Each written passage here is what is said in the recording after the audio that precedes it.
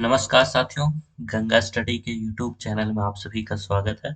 साथियों, आज के इस वीडियो में हम देखेंगे जेएसएससी नगर पालिका का जो एग्जाम हुआ उसका पेपर 3। और पेपर 3 में 150 प्रश्न पूछे गए थे और उसमें 100 जो प्रश्न पूछे थे, 100 प्रश्न पूछे गए थे, वो अपना जो सब्जेक्ट था उससे पूछा गया था और बाकी 50 प्रश्न बच गए।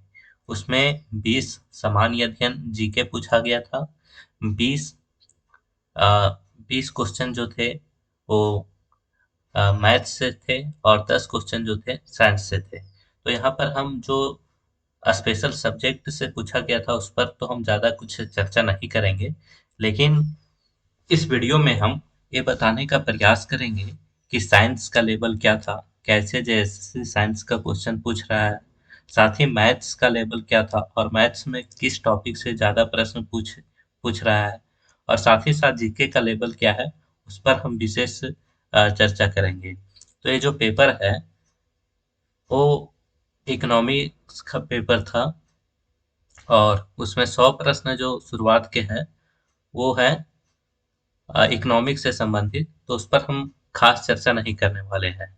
आज बस हम 100 के बाद वाले प्रश्नों को देखेंगे, जो जीके से थे, जो मैथ से थे और जो साइंस से थे, और उन सभी का हम आंसर भी देखेंगे क्या सही आंसर था। तो जो एग्जाम दिए होंगे वो उनको वो आंसर भी मिला सकते हैं। तो देखिए, कुछ प्रश्नों को, अगर इकोनॉमिक्स वाले प्रश्न को अगर हम देखें तो कुछ जो प्रश्न थे वो सीधे सीधे आसान प्रश्न तो पूछे गए थे, वो हर एग्जाम में वैसे पूछा जाता है, कुछ प्रश्न आसान हर एग्जाम में पूछा जाता है। लेकिन इकोनॉमिक्स पेपर का अधिकांश क्वेश्चन कंसेप्चुअल बेस्ड था। मतलब कुछ प्रश्न सीधे सीधे के थे जरूर, लेकिन ज्यादातर प्रश्न जो थे वो समझ, जिनकी समझ इकोनॉमिक्स की अच्छी है वही कर सकते थे। तो कहने का मतलब ये है, इकोनॉमिक्स का पेपर मिला जुला कर देखें तो कंसेप्चुअल बेस्ड था, पेपर का लेवल अच्छा खासा था, और जो इकोनॉमिक्स की अच्छी समझ रखते हैं वो पेपर को अच्छे से किए होंगे और उनका एग्जाम अच्छा गया होगा। तो चलिए, हम ज़्यादा देर ना करते हुए हम 100 के बाद वाले प्रश्नों को देखेंगे कि जीके का प्रश्न कैसा था, साइंस का कैसा था, मैथ्स का कैसा था। और इस वीडियो के माध्यम से आप आगामी जेएसएससी सीजीएल का जो एग्जाम होने वाला है उसकी रणनीति आप सही से बना सकते हैं। अ, आप लेवल को देख सकते हैं और इससे आप अंदाजा भी लगा सकते हैं कि जेएसएससी के प्रश्न किस प्रकार के होते हैं और किस प्रकार के प्रश्न सीजीएल में भी पूछे जा सकते हैं। तो चलिए, 100 के बाद वाले प्रश्न में पहला जो 100 के बाद जो प्रश्न था, सामान्य अध्ययन जीके से प्रश्न था। तो पहला प्रश्न पूछा गया था, इनमें से कौन सा शहर किसी भारतीय राज्य की राजधानी है। तो ये आसान प्रश्न था, बिल्कुल आसान प्रश्न था। यहाँ 4 ऑप्शन दिए गए थे, 4 शहर के नाम दिए गए थे और पूछा था कि कौन इनमें से एक राज्य की राजधानी है। तो आप लोग जानते होंगे, कोहिमा एक राजधानी है, बाकी जो ऑप्शन दिए गए हैं वो कोई भी राज्य की राजधानी नहीं है, तो कोहिमा इसका सही आंसर हो जाता। नेक्स्ट पूछा था, झारखंड के जमशेदपुर स्थित जो जुबली पार्क को किसके अनुरूप बनाया गया है। यहाँ पर 4 ऑप्शन दिए गए थे, ये झारखंड से प्रश्न था, अच्छा प्रश्न था। और पूछा गया था जो जमशेदपुर में जुबली पार्क है वो किसके अनुरूप बनाया गया है। तो मेरे ख्याल से इसका सही आंसर मुगल उद्यान दिल्ली होना चाहिए, Mughal garden Delhi, option C. Next पूछा था कि भारत सरकार के विभिन्न कार्यक्रमों के संदर्भ में निर्मल ग्राम पुरस्कार क्या है। तो पूछा था कि निर्मल ग्राम जो पुरस्कार है वो क्या है। तो इसका आप सही आंसर अगर देखें तो इसका सही आंसर होना चाहिए, निर्मल ग्राम पुरस्कार जो है वो पंचायत, ब्लॉक, जिला व राज्य को निर्मल ग्राम पुरस्कार वैसे पंचायत या ब्लॉक या जिला को दिया जाता है जो पूरी तरह से स्वच्छ होते हैं और खुले में शौच नहीं किया जाता है, मतलब स्वच्छता के लिए ये दिया जाता है। तो इसका सही आंसर होना चाहिए ऑप्शन डी, इसका सही आंसर होना चाहिए। यह पंचायती राज संस्थानों के लिए एक प्रोत्साहन योजना है। तो मेरे ख्याल से इसका आंसर डी होना चाहिए। और बाकी इसका तो मैं 100% श्योर नहीं हूँ, तो आप एक बार देख लीजिएगा। आगे देखिए, रसायन विज्ञान में नोबेल पुरस्कार 2022 किसे प्रदान किया गया? तो रसायन विज्ञान का नोबेल पुरस्कार पूछा था 2022 का, हालांकि अब 2023 का भी घोषणा हो चुका है। तो 2022 का पूछा था, तो मेरे ख्याल से तीनों विकल्प सही है और तीन लोगों को 2022 में रसायन क्षेत्र में नोबेल पुरस्कार दिया गया था। नेक्स्ट है, संत कबीर पुरस्कार एक भारत सरकार पुरस्कार है। संत कबीर पुरस्कार एक भारत सरकार की पुरस्कार है जो किस क्षेत्र में प्रदान किया जाता है? ऑप्शन था थिएटर, हथकरघा, भाव संगीत, कविता। तो इसका सही आंसर हो जाता हथकरघा बुनाई। ऑप्शन बी राइट आंसर होता हथकरघा बुनाई। आप जान रहे होंगे संत कबीर, इस उनका वो एक बुनकर थे, जुलाहा परिवार में जन्म हुआ था, वो बुनकर थे, तो उन्हीं के नाम पर एक पुरस्कार रखा गया है, संत कबीर पुरस्कार, जो कि हथकरघा बुनाई क्षेत्र में ये प्रदान किया जाता है। नेक्स्ट है, ब्रिटिश काल के झारखंड में 1857 में सिंहभूम क्रांति का नेतृत्व सिंहभूम क्रांति का नेतृत्व किसने किया था? तो क्वेश्चन पूछा था कि 1857 की जो क्रांति झारखंड में हुई थी, तो सिंहभूम क्षेत्र से नेतृत्व किसने किया था? तो झारखंड का एक प्रश्न था, तो ये ऑप्शन सी होता राजा अर्जुन सिंह। नेक्स्ट है, डॉट उम्र बढ़ने के शारीरिक पहलुओं के साथ साथ उम्र बढ़ने के मानसिक, सामाजिक और अ, निहार अ, निहितार्थों का अध्ययन है। तो ये अच्छा प्रश्न पूछ रहा है कि उम्र बढ़ने के शारीरिक पहलुओं के साथ साथ उम्र बढ़ने के मानसिक, सामाजिक और समाजीय निहितार्थों का अध्ययन क्या कहलाता है? ये प्रश्न पूछा था। ऑप्शन था परिस्थिति विज्ञान, भ्रूण विज्ञान, विकृति विज्ञान, जरा विज्ञान। तो इसका जर्नेटोलॉजी, ये ऑप्शन डी हो जाता, जरा विज्ञान राइट आंसर। नेक्स्ट है, निम्नलिखित में से किस देश ने नवंबर 2018 में ग्लोबल डिजिटल कंटेंट मार्केट जीडीसीएम पर एक सम्मेलन की मेजबानी की? देखिए, करंट पूछा है 2018 का, तो अगर जो इस प्रश्न का उत्तर नहीं भी जान रहे होंगे, वो भी इस प्रश्न का सही आंसर अ, दे सकते थे। चूंकि ये 2018 का प्रश्न पूछा है करंट, तो आपको अंदाजा लगाना चाहिए कि ये 2018 का करंट क्यों पूछ रहा है। तो इसकी मेजबानी भारत में की गई थी, तो इसलिए थोड़ा ये पीछे से पूछ लिया है, तो इसका सही आंसर ऑप्शन बी होता भारत। नेक्स्ट है, सेकेंड पंचवर्षीय योजना, द्वितीय पंचवर्षीय योजना की अवधि क्या थी? आसान प्रश्न पूछा था। 51 से 56 पहली थी, 56 से 61 दूसरी पंचवर्षीय योजना की अवधि थी। तो ऑप्शन सी होता 56 से 61। नेक्स्ट है, संथाल जनजाति झारखंड के अलावा इनमें से किस राज्य में अत्यधिक मौजूद है? तो आप लोग जानते हैं कि झारखंड के जो सटे राज्य हैं, संथाल जनजाति वहीं पाए जाने की संभावना है। तो ऑप्शन एक है पश्चिम बंगाल, मेरे ख्याल से पश्चिम बंगाल सही होना चाहिए। और पश्चिम बंगाल में आप लोग ये पढ़े होंगे कि संथालों को सावतार के नाम से जाना जाता है, तो मेरे ख्याल से ऑप्शन सी पश्चिम बंगाल सही होना चाहिए। नेक्स्ट है, किस राज्य ने सितंबर 2023 में उस राज्य के लिए नए साल के दिन को आधिकारिक तौर पर मनाने के लिए एक प्रस्ताव पारित किया, जिसे पोइला बैसाख के नाम से जाना जाता है? तो पोइला बैसाख के नाम से जाना जाता है और नए साल के रूप में मनाने का निर्णय जो लिया गया था आधिकारिक तौर पर, वो है पश्चिम बंगाल राज्य। तो पोइला बैसाख जो है वो पश्चिम बंगाल से संबंधित है। ऑप्शन बी सही आंसर हो जाता। छोटा नागपुर में विशेषकर कोल्हान में विल्किंसन कानून किस वर्ष लागू हुआ था? तो 1837 में विल्किंसन रूल लागू हुआ था। ऑप्शन ये सही आंसर होता है इसका। वीरशैव आंदोलन किस राज्य में प्रारंभ हुआ था? तो वीरशैव आंदोलन जो था वो कर्नाटक से संबंधित था, तो ये ऑप्शन बी होता कर्नाटक। नेक्स्ट है, प्राचीन भारत में निम्नलिखित में से किस राजवंश की स्थापना विंध्य शक्ति ने की थी?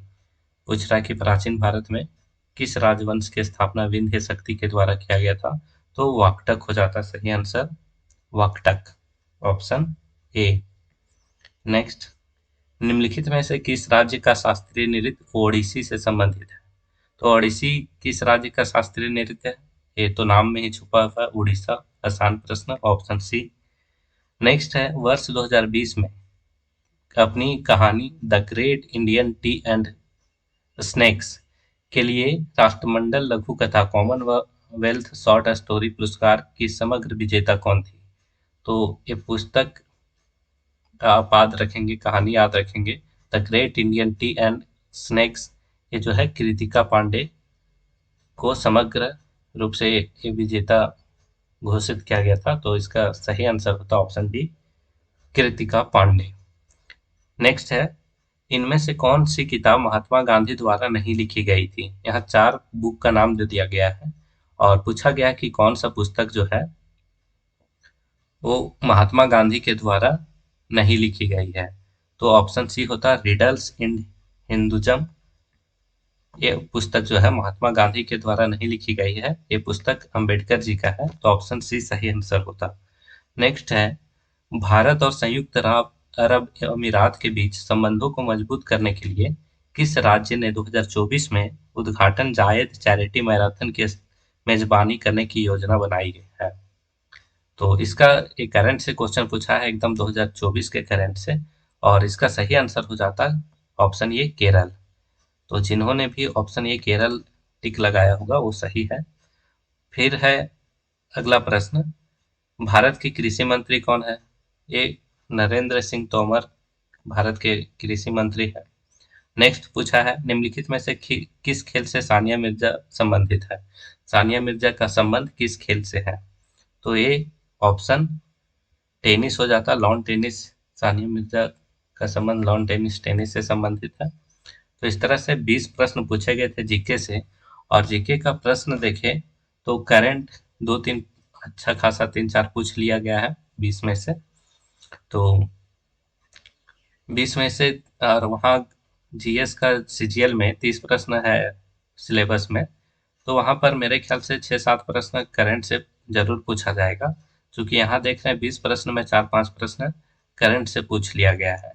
और देखें तो किस प्रकार के प्रश्न पूछे गए हैं, तो यहाँ पर देखेंगे तो एक पुस्तक और जो लेखक है वहाँ से प्रश्न है। आप देखेंगे खेल खिलाड़ी से भी प्रश्न को शामिल किया है। साथ ही साथ जो शास्त्रीय नृत्य है ये सबको भी शामिल करने का प्रयास किया है। और यहाँ पर हम एक चीज नजर डालें तो यहाँ पर ज्योग्राफी का प्रश्न नहीं पूछा गया है। तो ऐसा नहीं कि ज्योग्राफी को नहीं पढ़ना है, एक बार ज्योग्राफी को भी पढ़ने का प्रयास करेंगे और उसको भी एक नज़र देख लेंगे। एक झारखंड से भी 20 प्रश्न में 2-3 प्रश्न पूछ लिए गए हैं। तो इस तरह से कुल मिला के जीके का 20 प्रश्न था, और लेवल अगर हम देखें तो बोल सकते हैं कि ना तो ज़्यादा आसान था ना ही ज़्यादा टफ था, मॉडरेट किस्म का ये लेवल था। अब हम देखते हैं गणित का लेवल। गणित किस प्रकार से पूछे गए हैं, किस टॉपिक से ज़्यादा प्रश्न पूछे गए हैं। यहाँ हम इसका सॉल्यूशन तो नहीं करवाएंगे क्योंकि वीडियो काफ़ी लंबा हो जाएगा। तो हम बस देखते हैं कि किस टॉपिक से प्रश्न पूछे गए हैं। देखिए पहला प्रश्न पूछा है, यदि किसी वृत्त की परिधि 22 सेंटीमीटर है और इसका क्षेत्रफल पूछा है। बिल्कुल आसान प्रश्न है। जो ज्योमेट्री से देखें, ट्रिगोमेट्री से देखें, मेंसुरेशन से देखें, तो इन सब टॉपिक से प्रश्न काफ़ी पूछे गए हैं। तो इन टॉपिक पर आपकी पैनी नज़र होनी चाहिए जेएसएससी सीजीएल के लिए भी, क्योंकि हम देख रहे हैं जो प्रश्न, अधिकतर प्रश्न जो पूछा है कॉमर्शियल को बहुत कम पूछा है, एडवांस मैथ से ज़्यादा पूछा है। पहला प्रश्न भी एडवांस मैथ से ही था, ज़्यादातर प्रश्न एडवांस मैथ से पूछे गए थे। तो देखिए पहला प्रश्न आसान था। दूसरा प्रश्न पूछा है कि व्यंजक एक दिया है उसमें पदों की संख्या पूछा है। तीसरा प्रश्न पूछा है कि अभाज्य संख्याओं की निम्नलिखित युग्मों में कौन सा जुड़वा अभाज्य नहीं है, वो पूछा है। ये भी आसान प्रश्न था। फिर एक पूछा है कि नियमित बहुभुज का प्रत्येक आंतरिक कोण दे दिया है और उसमें भुजाओं की संख्या पूछा है, ये भी आसान प्रश्न था। एक वृत्त की त्रिज्या 13 सेंटीमीटर है, उसकी जीवा की लंबाई 10 सेंटीमीटर है और केंद्र से जीवा की दूरी पूछा है, ये भी ज्यादा टफ प्रश्न नहीं था। फिर पूछा एक चतुर्भुज है ए बी सी डी का अनुपात दे दिया है और वो पूछा है किस प्रकार का चतुर्भुज है, समांतर चतुर्भुज है या फिर समचतुर्भुज है या फिर समलंब है या फिर पतंग है। ऐसे प्रश्न पूछा है, अच्छा प्रश्न था ये। नेक्स्ट पूछा है पूर्ण वर्ग प्राप्त करने के लिए 15,125 में क्या जोड़ेंगे, वह छोटी संख्या, सबसे छोटी संख्या। जो कि पूर्ण वर्ग प्राप्त हो जाएगा। ये भी अच्छा प्रश्न था, ज़्यादा टफ नहीं बोल सकते हैं, आसान ही प्रश्न था। फिर पूछा यदि x minus three 2x+1 equal to 0 है तो 2x+1 का संभावित मान क्या हो सकता है। तो ये भी आसान प्रश्न था, x का वैल्यू आप निकाल के इसको निकाल सकते थे। नेक्स्ट है मूल बिंदु से बिंदु -6 8 की दूरी पूछा है। ये दूरी फार्मूला से आपको आसानी से ज्ञात हो जाता है, ज़्यादा टफ प्रश्न नहीं था। फिर एक प्रश्न पूछा अलजेब्रा से x minus one by x equal to √6, तो x square plus one by x square का वैल्यू पूछा है। अलजेब्रा का लगभग ये बेसिक प्रश्न ही था। फिर पूछा एक आयत की परिधि और चौड़ाई का अनुपात दे दिया है 5:1। आयत का क्षेत्रफल भी दे दिया है, तो आयत की लंबाई पूछा था। ये मेंसुरेशन का एक तरह से बोल सकते हैं आसान ही प्रश्न था। तो मेंसुरेशन और ज्योमेट्री से ज़्यादा प्रश्न पूछे गए हैं, और लास्ट में देखेंगे 3-4 प्रश्न जो है वो ट्रिगोमेट्री से भी पूछ दिया गया है। तो ये सब टॉपिक पर आप विशेष ध्यान देंगे, इससे प्रश्न सीजीएल में भी आने की काफ़ी संभावनाएं हैं। नेक्स्ट पूछा है 782 × 616 × 918 × 436 इसका गुणनफल का यूनिट डिजिट पूछा है। तो ये भी आसान प्रश्न था, यूनिट डिजिट पूछा है इस प्रश्न में। उसके बाद पूछा एक ठोस लकड़ी का खिलौना एक शंकु के आकार का है जो गोलार्ध पर माउंट किया गया है। यदि गोलार्ध की त्रिज्या 4.2 सेंटीमीटर है और खिलौने की कुल ऊंचाई 10.2 सेंटीमीटर है, तो खिलौने में प्रयुक्त होने वाली लकड़ी की कुल आयतन पूछा है। तो ये भी अगर आप देखेंगे तो ये 9-10 क्लास में ऐसे प्रश्न आप सॉल्व किए होंगे, और जिनकी अच्छी समझ है शंकु किसे कहते हैं, गोला क्या है, अर्धगोला क्या है, और उससे संबंधित जो सामान्य फॉर्मूले हैं वो अगर आपको पता होगा तो आप आसानी से प्रश्न को कर सकते थे। नेक्स्ट टिर्गो से पूछा है साइन का पावर 4a कॉस का पावर माइनस कोस का पावर 4a इक्वल टू 1 है, तो डिग्रियों में a/2 का मान पूछा था। a/2 का क्या मान है, यहाँ पर आप ऑप्शन से भी बना सकते थे, वैल्यू पुट करके देख के कंडीशन फॉलो करके। नेक्स्ट पूछा यदि किसी गोले के पृष्ठ क्षेत्रफल में वर्ग सेंटीमीटर की संख्या उसके आयतन में घन सेंटीमीटर की संख्या के बराबर है तो गोले का व्यास पूछा है। तो गोले का फॉर्मूला आपको पता होना चाहिए स्फीयर का। तो इस तरह से आपको क्वेश्चन ज़्यादा टफ नहीं है, लेकिन कई बार क्या होता है एग्जाम हॉल में आप फॉर्मूला ही भूल जाते हैं। तो आप मेंसुरेशन का सब फॉर्मूला को एक बार जरूर देख के जाइएगा। प्रश्न आसान ही है, बस उसको प्रश्न को समझना है और फॉर्मूले आपको पता होने चाहिए। नेक्स्ट पूछा है cosec theta plus cot theta equal to 2, तो कॉसेक थीटा का मान ज्ञात करना था। नेक्स्ट पूछा है sine 60 plus theta minus cos 30 degree minus theta, इसका वैल्यू आपको निकालना था। नेक्स्ट एक है 2x+3y का होल स्क्वायर, इसको सॉल्व करके लिखना था, आसान प्रश्न ही था। नेक्स्ट पूछा है तीन क्रमागत पूर्णांकों में से सबसे छोटी संख्या का 3 गुना तीसरी संख्या के दुगुना से 7 अधिक है, मध्य संख्या ज्ञात करना था, आसान प्रश्न था ये भी। थीटा इक्वल टू 30 डिग्री, तो 5 sine theta minus 2 cosec theta का मान ज्ञात करें। यहाँ भी थीटा का वैल्यू पुट करके आपको आंसर निकालना था, ये भी आसान प्रश्न था। बस आपको सभी का मान पता होना चाहिए कि कॉस थीटा का कितना होता है, साइन 30 का कितना होता है, सभी का मान आपको पता होना चाहिए। अब हम देखते हैं विज्ञान। विज्ञान में 10 प्रश्न पूछे गए थे साइंस में, जनरल साइंस के, और इसका भी प्रश्न का जो लेवल देखेंगे वो एक तरह से मॉडरेट ही था, और कुछ न्यूमेरिकल्स भी पूछे गए थे। और मैं बता दूं, गंगा स्टडी के यूट्यूब चैनल में क्लास 9 एनसीईआरटी का एमसीक्यू कराया जा रहा है, और साइंस के 20 प्रश्न जो सीजीएल में पूछे जाएंगे, आपको निश्चित रूप से क्लास 9 के एनसीईआरटी से प्रश्न देखने के लिए मिलेगा। तो आप वहां पर जाकर गंगा स्टडी के यूट्यूब चैनल में एक प्ले लिस्ट बना हुआ है साइंस का, क्लास 9 का, वहां पर लगातार वीडियो अपलोड कर दिया जा रहा है क्लास 9 का चैप्टर वाइज। आप वो एमसीक्यू को जरूर करके जाएं, आप अच्छा स्कोर करेंगे, और उम्मीद है वो वीडियो आपके लिए काफी उपयोगी होगा। तो देखिए पहला प्रश्न पूछा साइंस में सिगरेट के लाइटर में कौन सा रसायन मौजूद होता है, तो आसान प्रश्न था, ब्यूटेन यूज होता है, तो ऑप्शन बी हो जाता। नेक्स्ट है ट्रेकोमा किस अंग को प्रभावित करने वाला बीमारी है? तो ट्रेकोमा जो है आंख को प्रभावित करने वाला बीमारी है। तो ऑप्शन सी इसका सही आंसर होता। नेक्स्ट है, किसी वस्तु की स्थितिज ऊर्जा का व्यंजक क्या है? तो स्थितिज ऊर्जा, गतिज ऊर्जा तो जानते हैं, हाफ एम वी स्क्वायर होता है फॉर्मूला, और स्थितिज ऊर्जा का एम जी एच। तो इसका आंसर सी होता, एम जी एच। नेक्स्ट है, इनमें से कौन ऊष्माक्षेपी प्रक्रिया नहीं है? ऊष्माक्षेपी और ऊष्माशोषी के बारे में आप जान रहे होंगे। ऊष्माक्षेपी में क्या होता है? ऊष्मा बाहर निकलती है और ऊष्माशोषी में ऊष्मा की जरूरत होती है। तो पूछा है कौन ऊष्माक्षेपी प्रक्रिया नहीं है, किसमें ऊष्मा बाहर नहीं निकलता है। तो यहाँ पर चार ऑप्शन देखें, तो प्रकाश संश्लेषण में ऊष्मा बाहर नहीं निकलता है, बल्कि बल्कि ऊष्मा की जरूरत होती है। प्रकाश संश्लेषण की प्रक्रिया में प्रकाश की जरूरत होती है, ऊष्मा की जरूरत होती है। तो ये ऊष्मा छेपी प्रक्रिया नहीं है, बल्कि ऊष्मा शोषी प्रक्रिया है। तो ऑप्शन डी इसका सही आंसर होता। नेक्स्ट है, किसी सतह के एक यूनिट क्षेत्रफल पर लगने वाले बल को क्या कहते हैं? तो जानते हैं कि जो प्रेशर होता है, दबाव होता है, प्रेशर वो फोर्स बाय एरिया होता है। तो वहां सीधे प्रश्न फॉर्मूले से पूछ दिया गया था। तो ऑप्शन डी इसका सही आंसर होता। नेक्स्ट है, मेढक के लार्वा को किस नाम से जाना जाता है? तो मेढक के लार्वा को जो है वो टेडपोल के नाम से जाना जाता है। ऑप्शन बी इसका सही आंसर होता। नेक्स्ट है, तांबे के विद्युत अपघटन शोधन के दौरान एनोड पंख में निम्नलिखित में से कौन सी धातु मौजूद होती है? ये प्रश्न का लेवल अच्छा खासा था, और मेरे ख्याल से इसका आंसर ऑप्शन सी सोना होना चाहिए। बाकी आप देख लेंगे, लेकिन मेरे ख्याल से सोना इसका सही आंसर होना चाहिए।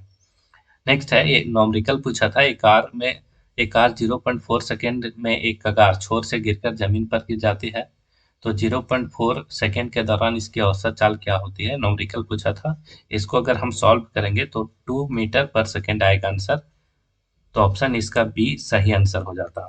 ऐसे नॉमरिकल्स आपको क्लास 9 से ही प्रश्न पूछे जाएंगे। अगर नॉमरिकल्स पूछे जाते हैं तो अति प्रबल संभावना है कि क्लास 9 का नॉमरिकल्स पूछा जाएगा।